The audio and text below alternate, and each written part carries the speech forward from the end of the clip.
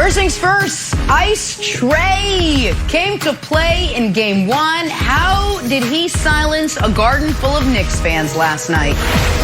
Julio might be on the move. Could he be headed to New England to join Cam Newton and Bill Belichick? And the Brooklyn Nets took care of business in Game 1. Did they prove they are, in fact, the title favorites? Good Monday morning, everyone. Welcome to First Things First. Jenna Wolfe, Nick Wright, Brandon Marshall, Kevin Wildes. We have so much great playoff basketball to talk about. Brandon, my friend, your Brooklyn Nets. You like what you saw from them Saturday night? Not only them, I just loved what I saw all weekend from basketball. Jenna, the football player turned basketball analyst, takes her hot. Let's go. Let's go. Okay. Well, right out of the gate, here we go. Lakers, Suns, Game 1 from yesterday. Nick said on Friday LeBron would use Game 1 to test the waters, that the Lakers would probably lose in so doing. He was right. I'm not sure he thought they'd struggle the way they did, though. Just 7 of 26 from beyond the arc and an absolute dud from Anthony Davis right out of the gate. Gonna need to be better from the brow tomorrow night in Game 2, and he knows it. Take a listen to this. There's no way we're winning a game, let alone a series, with me playing the way I play. So, this was on me. I take full responsibility for sure. We'll be better Game 2. His proclamation. Meanwhile, the Lakers have been here before. Remember, they lost Game 1 in the first 2 rounds last season. So let me start with you, Brandon. Can the Lakers trust Anthony Davis enough to win the series after his Game 1 struggles? You've been on him all season about his play. Yeah, no, Jenna, they can't trust him. We saw exactly what we saw all this year last night. 2 nights ago. This Lakers team, they're not going to make it out of the first round if this guy continues to play this way. But I don't see any light at the end of the tunnel, Nick. You hedged your bet. You and Chris hedged your bet talking about, the first game will be a fill-out game for LeBron James, but it has nothing to do with LeBron James. We know we're going to get out of LeBron James. He's going to get other people involved until that ankle gets to 100%. AD is the key. AD, 13 points, 0 for 2 from 3. The dude, since returning from this Achilles injury, is 18% from the three-point line. This dude is having an awful year, and you don't usually see this from superstars. You'll see this from mid-tier guys. You'll see a superstar every once in a while have a bad quarter, a bad game, but never a bad season. So the Lakers should be worried, Nick. There's trouble in Los Angeles because AD is missing. Now, if we want to put out nicknames for guys, whether it's Lemon Pepper Lou, Paul George has what? PG-13, Playoff P. Then we got to do something for AD. How about we go with AP on AD? How about we do that? Let's put an APB out on AD. Can we do that? Can we do that? Yeah, so listen. So you've been, thus far this season, you've been on Anthony Davis, and you were rewarded with, he's played 35 career playoff games. Yesterday was his worst by far. It was the worst playoff game he's ever had. And what's so disappointing about that is it came against the team where he had his best game of the season just 2 weeks ago. Inspired me to put that ridiculous unibrow on my face saying the brow is back. We know he can dominate this team, and yet he was a ghost. I don't even care that he was missing jump shots. I care that he was only taking jump shots, and he seemed to not even be interested in rebounding the basketball.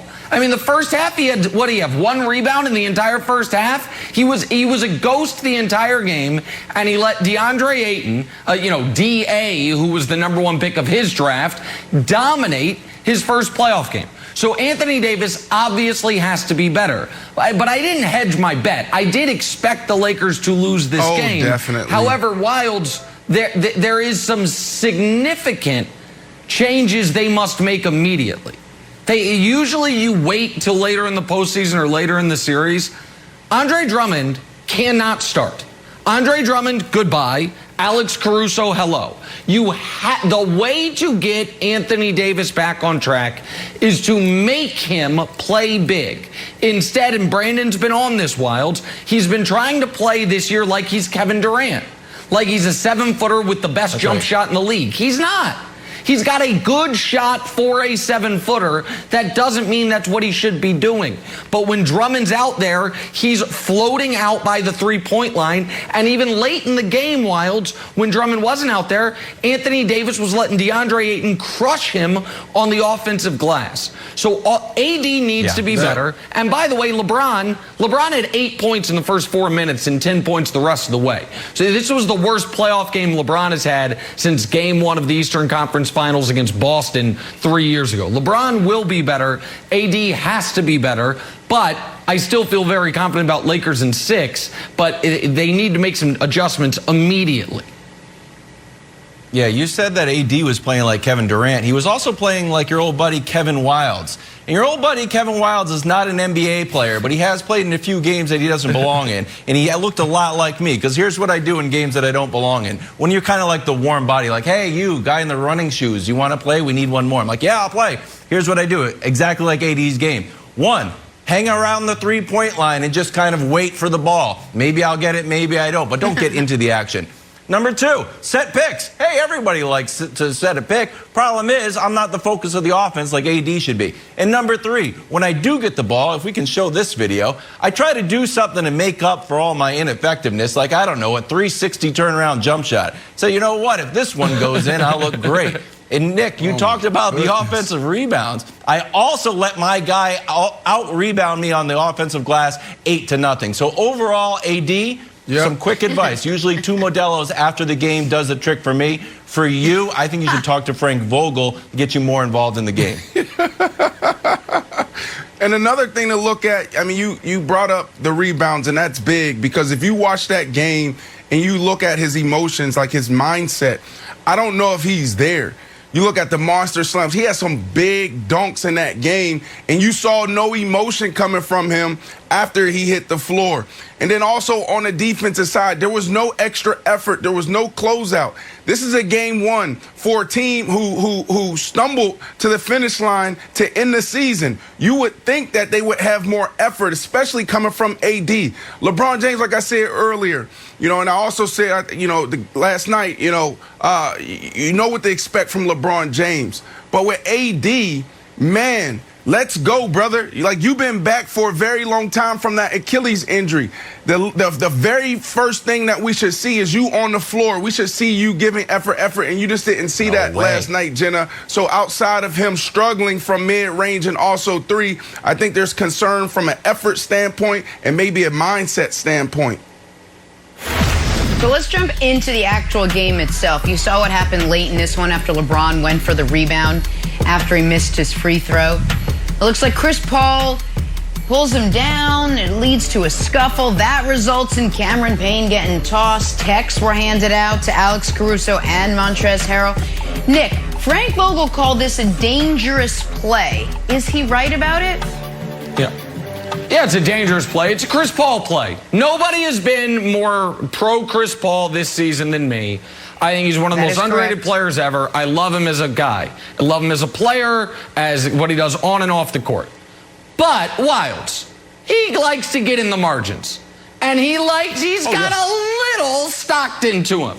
And he's got a little, listen, you can't end up one of the 25 greatest players in league history at 6 feet nothing without having a little of this in you. Now, the dichotomy of when Chris went down, LeBron came over like the big brother, put his arm around him, checked on him. Mark Jackson even inexplicably was like, I don't know if Kobe or Michael would have done that. That's what everybody's thinking. Mark, nobody was thinking that. Thanks for the commentary, though. But then, an hour later, Chris Paul undercuts him and damn near injures him. So this is I don't think it was a dirty play. I think it was a Chris Paul play.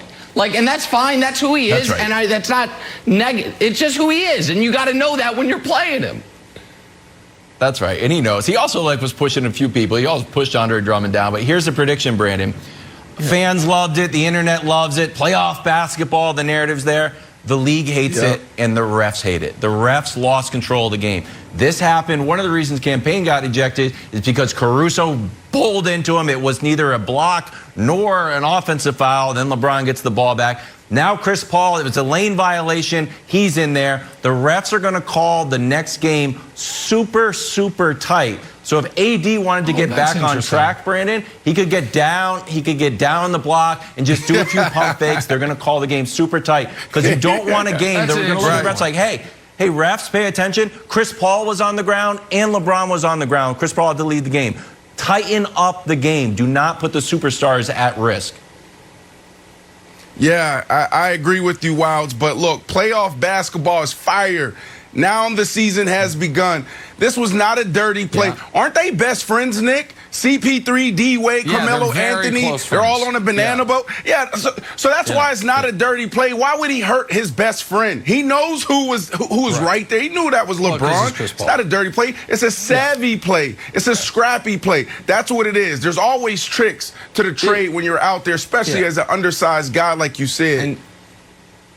And Jenna, I just want the audience to know, this was my version of eating your vegetables before you can have dessert.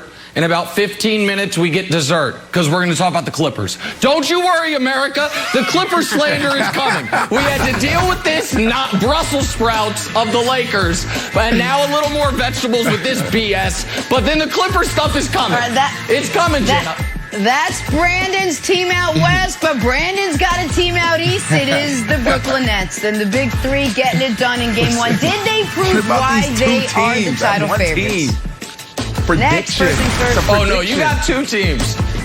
How about Chris Middleton nailing the overtime game winner to beat Miami in Game 1? Giannis finished 26-18. Game 2 set for tonight, but Brandon Middleton taking that game-winning shot was blank.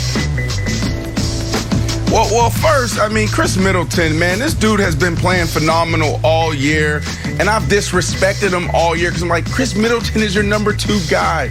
So I shout out to him for having a big moment, but he's been doing it all year. But Nick, here's the issue, man. This is the reason, and that's my answer. This is the reason why this team won't beat the Nets in the second round when you look at your bracket and how you have this thing playing out. This is the reason why the Nets will win the East. Because when you have Giannis, your number 1 player, your superstar, and he's not taking the final shot, that's a problem. You can't win big games when you have your number 1 guy watching and facilitating. It just can't happen. So this is the reason why. So here's the thing. You can win big games like this, but it's a very specific model. So Game 1 against the Heat was Kobe Shaq, because this is exactly how the Lakers of the Kobe Shaq era did things. Shaq dominated throughout the bulk of the game, but because of free throw shooting and because obviously you can't draw up a game-winning jump shot for Shaq, Kobe had to do it late. The problem, of course, is even though everyone last year was like, oh, Giannis, look at his numbers. He's prime Shaq. It's like, I love Giannis. He wasn't prime Shaq. And obviously, Chris Middleton's not Kobe.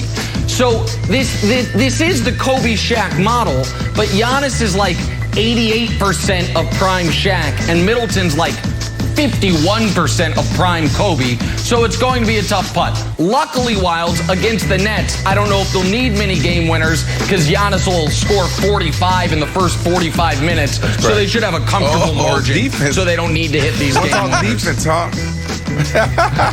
Hey, quick bonus take for you. Hey, Pat Riley, take these yellow Pacers jerseys and throw them in the trash. Why don't you dress like the Heat if you want to win the game? No one likes these trophies. Oh, they're like the trophy. What?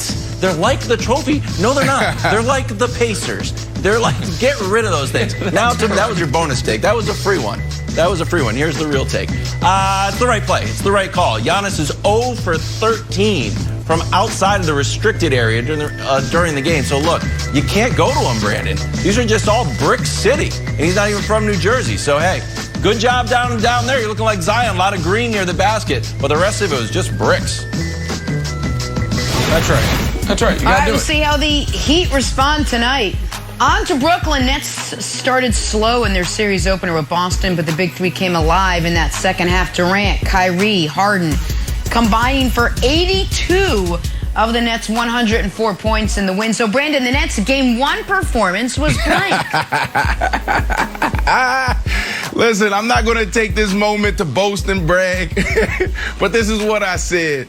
Come on, man. I said there's three guys that can give you 25 points apiece. KD, Kyrie Irving, and James Harden. You guys know their names. But then on the defensive side, you know, because Nick's been talking about it all year. Well, what about their defense? What about their defense? Look, when it counts, those guys are going to step up. They're going to give effort. They're going to communicate. And you saw that. They held the Boston Celtics at 93 points. Now, I know this is the Boston Celtics and Danny Ainge-led team, but still, they answered all of the questions. This is exactly what I said was going to happen, but it's still too early. Let's just slow it down a little bit, get the next win, and then we'll go from there.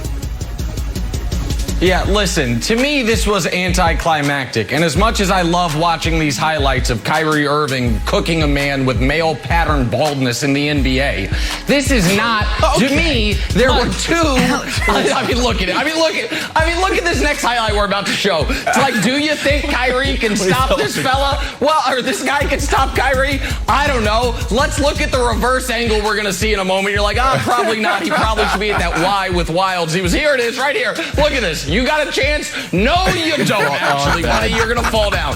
So here's why it's anticlimactic. And he's wearing 94.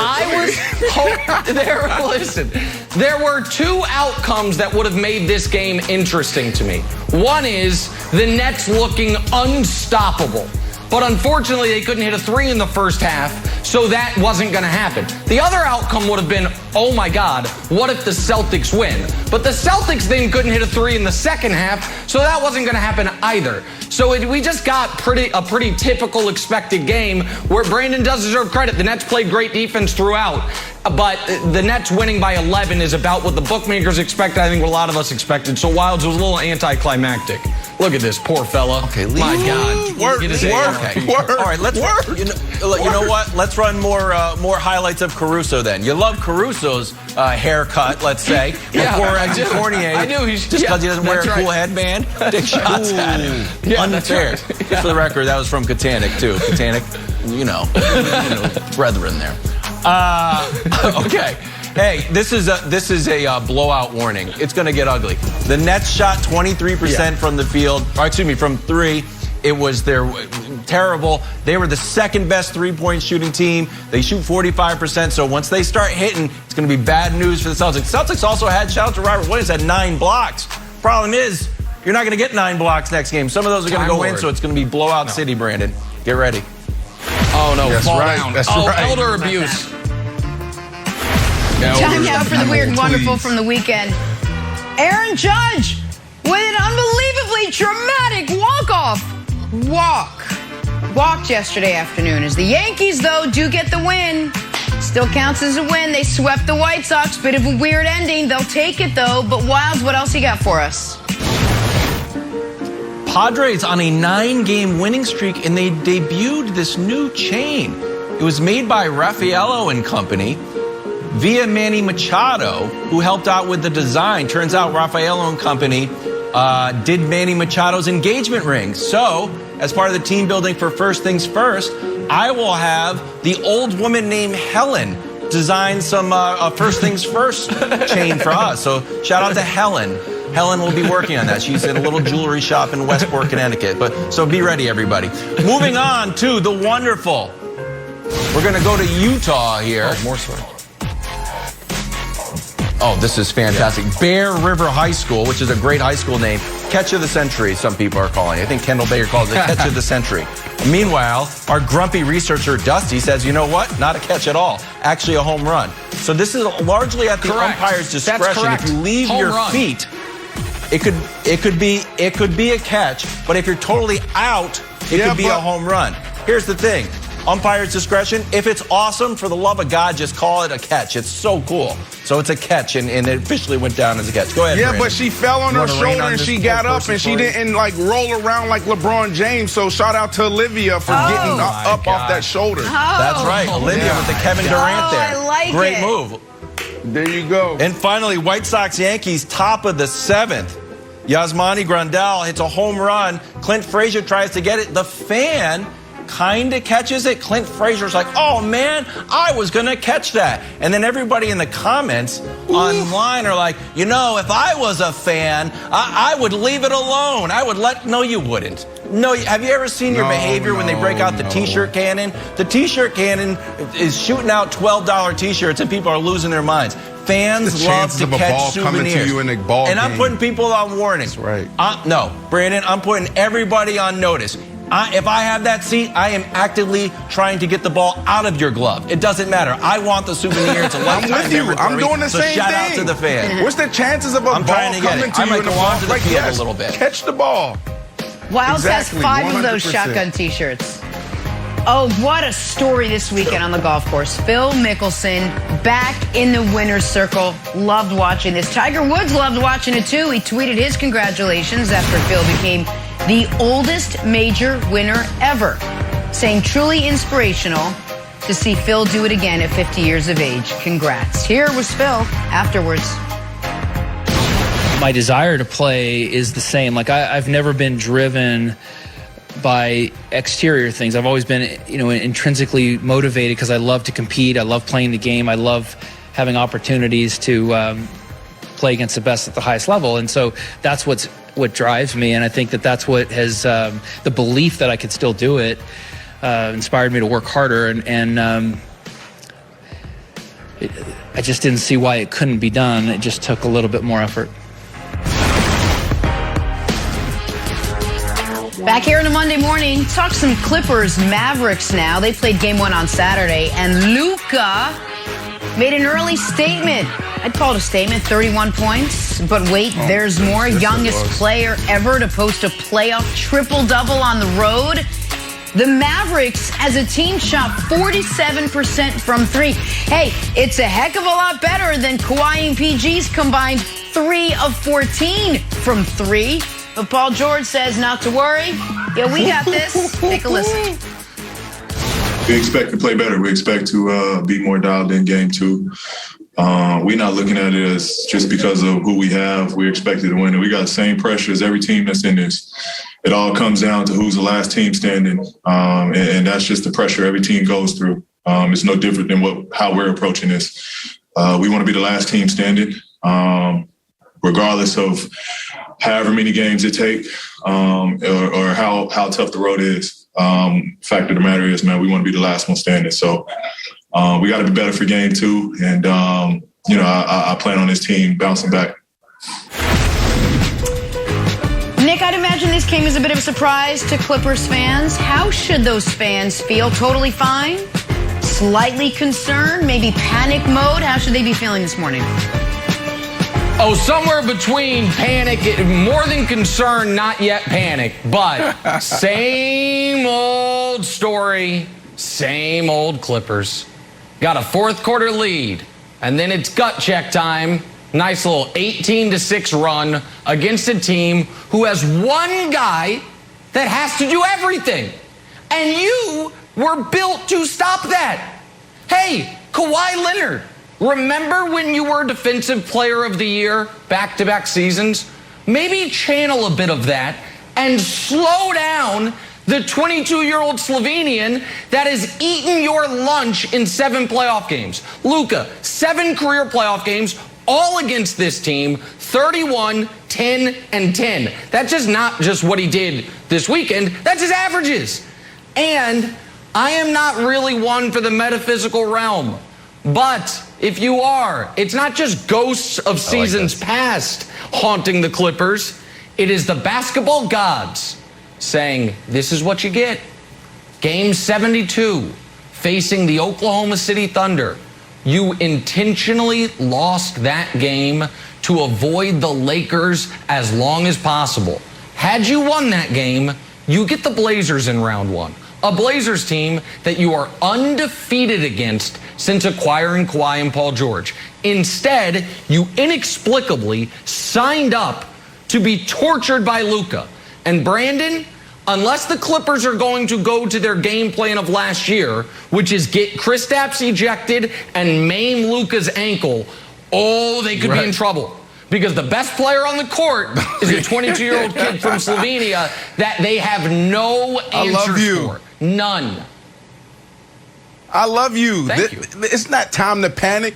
They should just be disappointed. That's it. This was a really good game. This is playoff basketball. First quarter, the Clippers played terrible. Luka came out hot. Second quarter, they overcame it. And then you saw the third quarter, and it was a back and forth. This is exactly what the NBA wants. This is exactly what you want as a fan.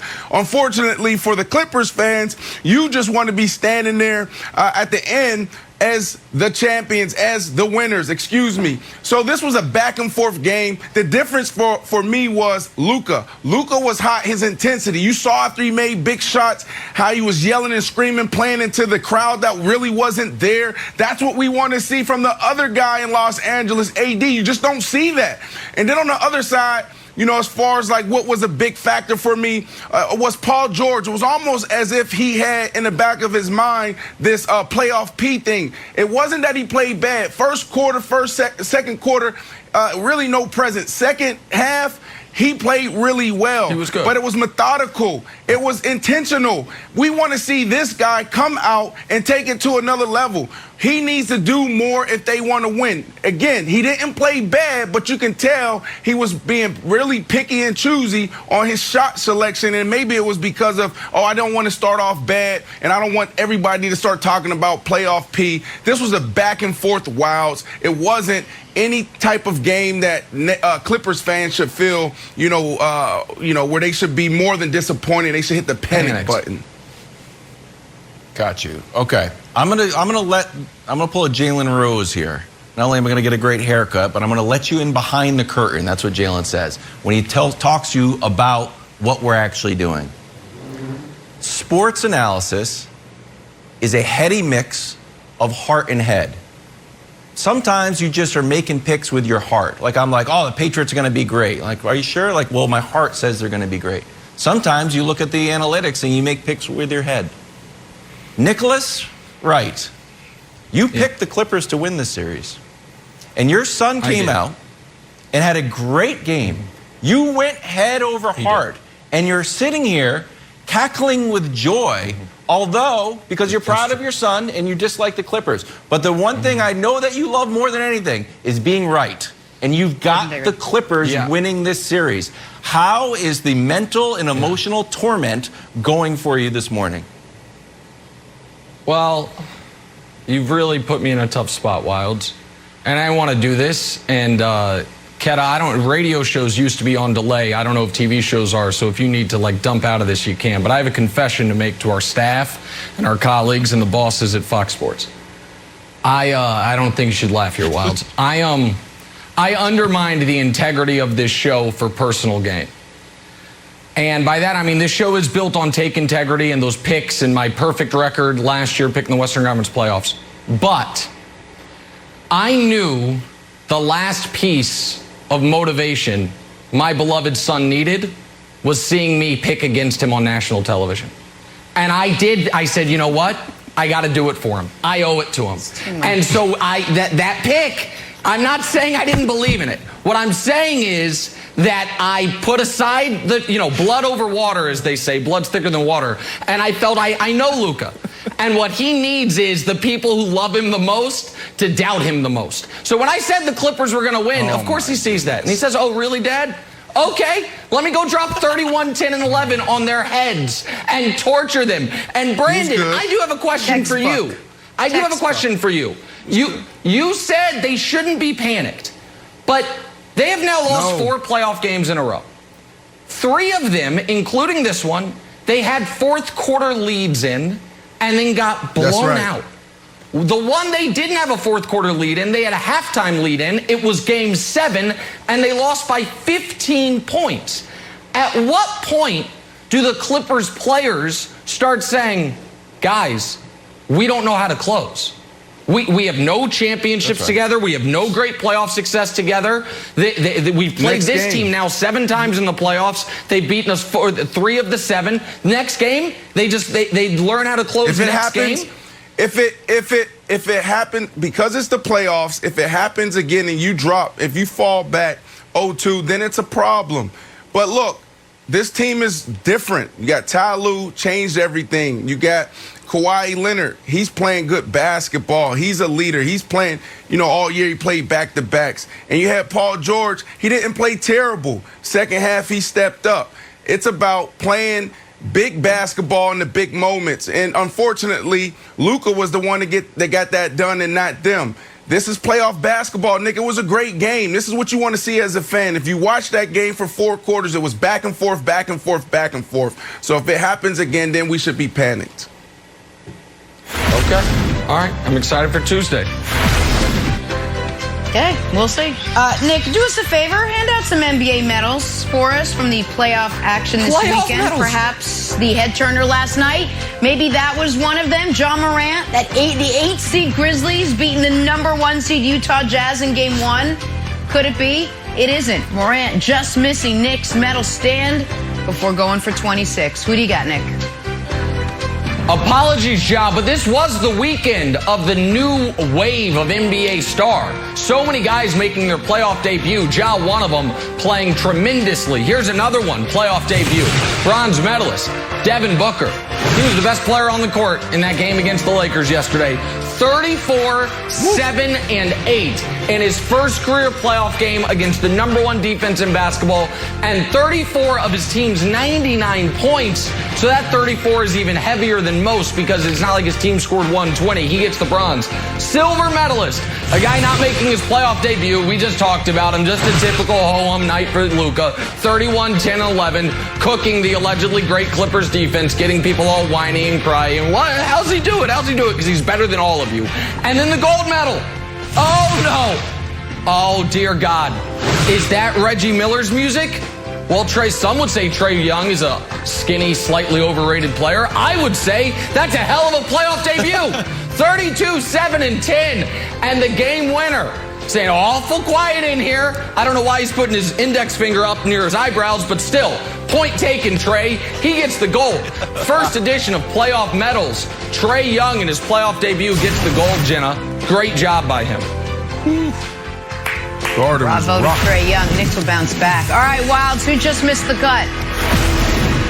The Grizzlies have some momentum, but I don't know if they're going to be able to keep it up because Kyle Anderson should probably be suspended for at least one, maybe the entire series.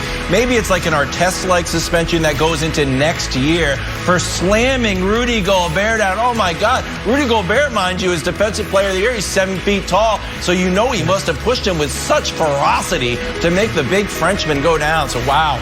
Grizzlies, I don't know what you're going to do here, but start planning on having no Kyle Anderson this year, maybe even to parts of next year. How's that MVP vote looking, Hollinger? My God.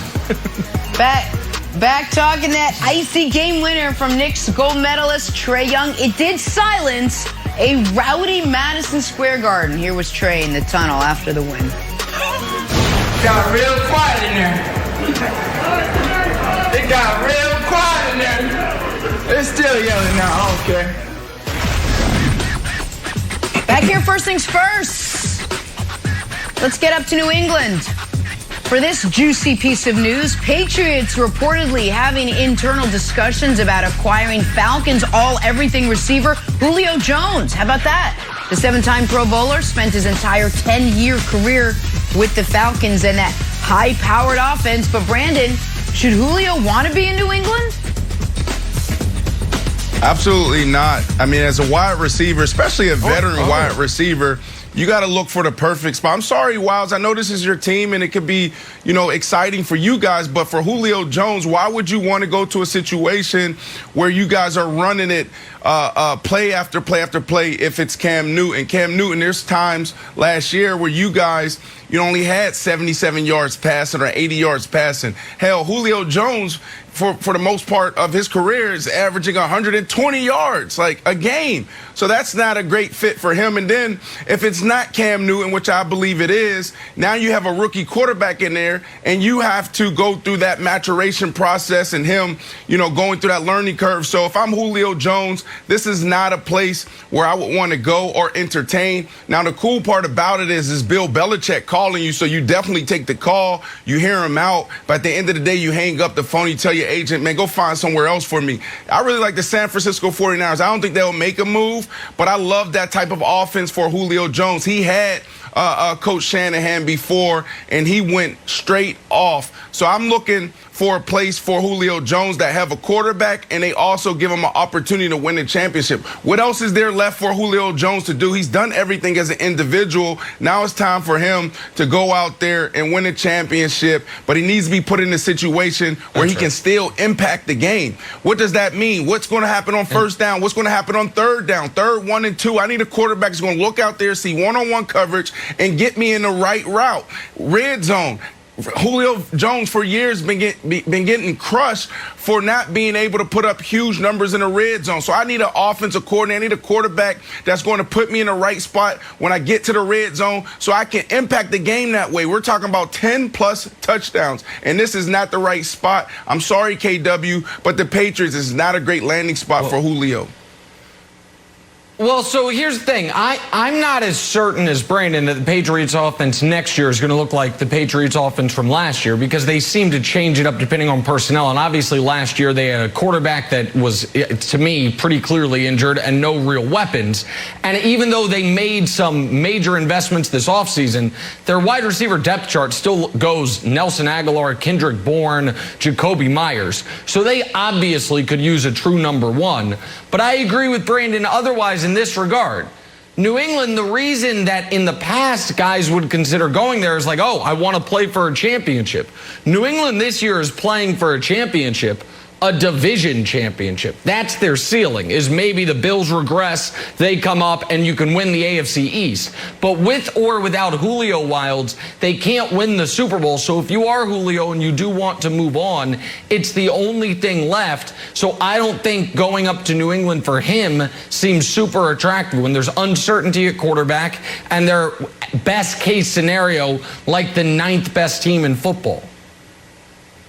Okay, but if I'm Julio Jones and I'm looking around, I'm like, oh, I'd like to go to the Bucs, but they're overloaded. I'd like to go to the Chiefs. They throw the ball around a lot. They're overloaded. The Packers doesn't seem to be interested in adding another weapon for Aaron Rodgers. I'm like, oh, Packers. What about Bill Belichick? That would be interesting. I just don't know if the Packers pulled the trigger on it. So yeah. I obviously love it as the resident Patriots fan. To me, Brandon, the other kind of storyline here is this would be the biggest vote of confidence in Cam Newton that we've seen. I vote for Cam Newton out of my heart. I know the other players like Cam Newton because they're sort of remembering the old Cam Newton. But if a number one guy said, you know what, I want to catch passes from Cam Newton, that would make me feel super confident that last year was an aberration and Cam's shoulder's okay and he was going to sling it around this year. Yeah, but as a wide receiver, I'm just taking you to the mindset of a wide receiver. It's going to be tough for Julio Jones to go from being targeted 150, 160 times a year. On third down, he's the first option. On first down, he's the first option. And then go to a situation where the first option is running the ball. The first option is the tight ends and the running backs. That's always been the model for Coach Belichick's offenses. Yeah. So it's going to be extremely hard for Julio Jones to go there. I wouldn't even want to put him in that situation at this point of his career, Jenna. But at least he'd have great weather, so that's something. Knicks and Hawks. Can't stop talking about it. Game 1 last night, and how about Trae Young? First career playoff game. This is not bad for your Madison Square Garden, no less, and he silences the crowd with the game-winning floater. Spike is stunned. Shades of Reggie, maybe. Let's just say it wasn't well received by the Knicks faithful. Take a listen. I mean, when you're in the zone and everybody's chanting F you, I don't know if any of y'all had that, but I've had it a couple times. I had it in college, and I had it again tonight, so I mean, it got real quiet at the end, and for me, I wanted to hear those FU chants again. I loved it. I watched every minute of this. I used to watch Reggie I absolutely love the narrative that's building. But Nick, what do you make of Trae playing the villain in Game 1 at the Garden? Oh, listen, if people haven't watched the Hawks, I just want Knicks fans to understand something. I'm sure they do understand it after last night. You are going to hate him. And it's not because he told the crowd to be quiet. It's because he plays an infuriating brand of basketball. It's effective, and he's excellent, but his stop-start, drawing fouls, if the refs, to me, this is the series that's going to be most determined by the officials. And you saw late in the game, they were giving him the calls, and he got to the line, which is what set up the Hawks to be in position to win it on the end. And you get afraid of how you can guard him. You get afraid of getting behind him because if most guys, when they get past you, try to go to the basket, he gets past you just so he can stop in front of you. He gets past you and then immediately stops and jumps, so you run into him and he goes to the free throw line. So he's going to talk trash, he's going to remind you of Reggie Miller, and he's going to have the added part, Wilds, of getting these foul calls. It's like a skinny, thin-haired James Harden, where you're like, oh my God, this guy's driving me nuts. And so I just think Knicks fans, if this series goes long, he is going to become the most hated opponent since Reggie. There's no doubt about it because of the style that he plays. You know what I also like when Trae Young just nutmegs a guy for no reason, really. Could have just been a regular pass. Remember, he did that to Trevor Ariza, and Trevor Ariza had beef with him. So here's the dangerous thing, Brandon, for Madison Square Garden faithful. At the end of the day, fans can only talk. They can't guard me. You're like, well, that's a good point. It would be a great promotion to have fans come out and try to guard Trae Young. But just like Reggie, Reggie liked the boos. Trae Young likes the boos. So it's tough. You're kind of stuck. I don't know. You can't cheer the guy. But once the boos start to power somebody like a Jordan-esque type, Reggie Miller-esque, like I want your hatred, it's going to be tough. So, look, I think it would be wiser for him to keep his trash talk till Game 2. The fact that he's got another game in the Garden at least, like, we'll see. I think he's going to come out. They're going to boo him like crazy. If he gets off a little bit, then it's going to rain down on him. But if it starts to fuel him, the Garden faithful are going to have no answers. No, but you have it right. It fuels him. There's some players that absolutely love those type of environments. The Garden was rocking. Jenna, you said it. You know, that was a game where you can easily watch every single minute of it. You had Spike Lee standing on the sideline dancing because Quickly had big moments fighting to get his team back there. You know, D Rose hit some big shots. The game was phenomenal. But this kid, you know, he's bringing something to this series that we needed. On paper, it was a really good series, but it lacked the flash. It lacked the excitement. Now it does. So now everybody's going to be tuning in to see what's going on at the Garden or what's going on in Atlanta and what is Trae going to do. I mean, they were bickering back and forth all night. Quickly and him. Quickly was getting the best of him for you know, a quarter, right? And he was talking about he was too little. You know, so this was awesome to watch. I absolutely loved this. It was probably my favorite game to watch all weekend. Also, yeah, I certainly enjoyed watching this more than I enjoyed watching the Laker game. I'll tell you that much. The other point, the big picture for the league, we've been waiting for the next generation of stars to have big playoff moments. The league had some bad drafts from 13 to 17, and you'd still kind of been living off the LeBron and then KD and that generation. All of a sudden this weekend, Ja, star turn. Trae, star turn. Devin Booker's a little older than those guys. First playoff game, star turn. DeAndre Ayton, star turn. Luka had it last year. But we have these young future stars who all in their first playoff moments showed up big in the biggest spots, none bigger than Trae. And that's the other story from this weekend's basketball, Jenna. All right, we'll see what happens in Game 2 Wednesday night back at the Garden. We got to talk some Lakers, Nick. Anthony Davis's Game 1 struggles on full display. Is it going to stop L.A. from repeating? If his play like that continues, we'll have that for you next. First things first. Broussard's in, so I'm taking the segment off. Yeah. Welcome back. Time for Stores to Start Your Morning. Sponsored by Ram Trucks, built to serve. Lakers Suns yesterday, Game 1. Remember, Nick said LeBron would use game one to sort of feel the waters, that the Lakers would probably lose the game in so doing. Well, he was right. I'm not sure, though, he thought they'd lose the way they did, just 7 of 26 from beyond the arc. In the loss, LeBron has been in this spot plenty of times before, though. Historically, his teams perform worse in game ones, and then it gets better from there. Nick, what do you think? Was this game one a feel-out game for L.A., or was it a serious cause for concern? I wonder how Brandon... Well, Anthony Davis, as Brandon's been talking about throughout the year, he was particularly terrible in this game, and that is concerning. It was the worst playoff game of his career. For the rest of the Lakers, I am not that concerned, assuming Frank Vogel does the obvious and doesn't play Andre Drummond anymore. There is a reason Andre Drummond has been on one winning team his entire professional life, and it was a team that I think was 2 games over 500 and then promptly got swept in the postseason. Andre Drummond is not a winning player. He's just not. He's a good stats guy at times, but you can't play him in high leverage playoff moments, and you certainly can't play him in high leverage playoff moments when it gives Anthony Davis an excuse to go float around the perimeter and shoot jump shots. So those things need to be adjusted. But the LeBron James feel-out thing is real. It is why he hated the idea of the play-in. Brandon, I just don't know what's funny about it. We have all the data. We have all the data that says it's worked for him. What? No, go ahead then. Go ahead. I just don't follow media narratives and player narratives. Like, you know, what fill-out game, what does that mean? Oh, I'm more methodical, I'm paying attention, I'm more in tune with what they're doing on the defensive side, offensive side. Like, I mean, but you're going to go out there in game one and just give it up? Like, is that what we're going to do? Like, you can't afford to do that. So I just don't follow the media narratives and the players' narrative, because we're talking about a playoff game and falling behind a game against a team that is better than you because of your situation. LeBron isn't 100%. AD's been struggling all year. So, no, they should not trust the Lakers.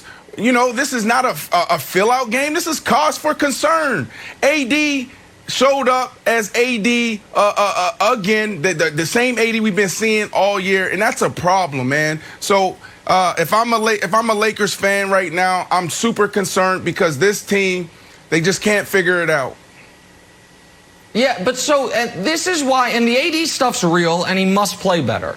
There's no doubt about that. And the lineup stuff, I said, I hope Vogel does that. I hope he takes Drummond out, starts AD at center. The Lakers will be a different team. Put Caruso in the starting lineup. But at some point, I do think LeBron has earned the benefit of the doubt. He has not only played more playoff games than anyone ever. Hell, he's won more playoff games than every player in league history, except for like 20 guys, have even played. And what have we seen at the end of not only every season, but every playoff run? He's actually his best in the finals. He gets better as the series go along. And he's never missed a playoff game due to injury.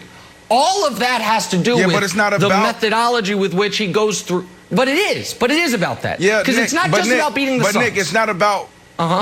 But it's not about LeBron James. It's about Anthony Davis, his number 2, his wingman. Anthony Davis need to be the Anthony Davis in a bubble for those guys to repeat. That's the problem. Right. Take LeBron out of it. Who's going to step up and actually help LeBron? But they actually don't need Anthony Davis to be the Anthony Davis of the bubble to beat the Suns. As bad as AD was, as bad as the Lakers were, guess what? In the 36 minutes LeBron played, the Lakers were winning. And in the 12 minutes he sat, they lost by 11. As bad as everything was, with LeBron, by the way, only scoring 10 points in the final 44 minutes of that game, he was still in control of the game when he was out there. And so Wilds, what I think is, you know when LeBron is concerned about a series, if in game one he is attacking. Guess what? You know where there was never a feel-out game? Any of the finals against the Warriors. Those games were, we have to, every chance we have to win, we have to take it. And where LeBron is like, all right, this is the worst playoff game he's played since when? The 2018 Eastern Conference Finals, Game 1 against the Celtics. I think he had 15 points in that game. I was at that game. Wild, that game was on Mother's Day, and I drove to Boston to watch LeBron play in a playoff game and left my wife alone with the kids. That's a different story. But I was there. He was terrible, and then the rest of the series was brilliant. And I just think he's not... I don't think he looks at the Suns as a team that actually can beat them, and I think you're going to see a totally different LeBron in Game 2. We'll see if you see a different LeBron or AD in Game 2. Yeah, so I buy the idea of the play-in game. Like, Clyde Frazier wrote this book, and he said that he knew that he could steal the ball from a player early on in the game, and he would just wait. Even though he could steal the ball every time, he would just wait until he needed to steal the ball. So I think LeBron sort of takes that same philosophy and extends it to the entire game. He's seeing what he's got, what their Suns' weaknesses are, and how he can win the series, and he's been successful. Remember, my Blazers last year beat the Lakers. I was like, oh, I got excited, like feel-out game. And the Rockets, oh, I got excited. So it's just a feel-out game. I buy that. However, and now I'm going to get myself in trouble and try to be like, I am concerned, but I am a little bit. I don't think either of those guys are 100%, Nick. LeBron hasn't had a dunk in the last 2 games. He's been playing super passively, and AD's like, you're playing passive. I'll re-up you. I play even more passive, and AD's been floating around on the outside setting picks looking like J.J. Redick. So I think while it is a feel-out game, there is a cause for concern because those guys do not look healthy. All right, before we go, let's play a quick Take Your Pick. Chris Middleton delivered that overtime winner in Game 1 of the Bucks-Heat game. Game 2 tonight. Brandon, who wins Game 2, Heat or Bucks? Take your pick. Chris Middleton has the ball in his hands again for the last shot, but this time he doesn't hit it. Oh. They lose this game to the Miami Heat. They lose. We need Giannis taking the shot. Jenna, I think the Bucks win unless the Heat brought different jerseys and do not dress as the Pacers. If they dress in those Miami Heat, real Miami Vice jerseys, Heat win. It doesn't come down to the last shot. Bucks win by at least 8, so you don't have to worry about that. Bucks go up 2-0. Big win for them in Game 1. All right, Game 2, Blazers, Nuggets, guys. Take your pick. Go ahead, Brandon. Melo. Where's the league MVP? Where's the league MVP? Melo. Jokic. Can you beat the Blazers? Where is he? Can you have more than 1 assist? Come on, Joker. Nuggets win, Wild. We'll see much more on Undisputed next. We'll see you tomorrow.